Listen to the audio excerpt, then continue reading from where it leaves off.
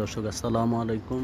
এই হচ্ছে আমার এই যে 12 মাসি কুল, দেখেন মাশাল্লাহ, এই যে মাশাল্লাহ,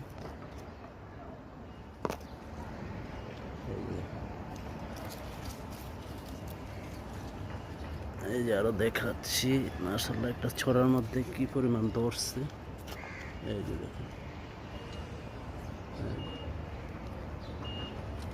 এখন হচ্ছে আষাঢ় মাস,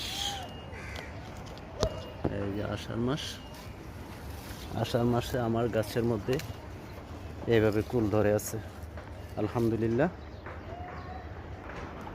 আর এটা হচ্ছে 12 মাসি জাম্বুরা, থাই জাম্বুরা মাশাল্লাহ।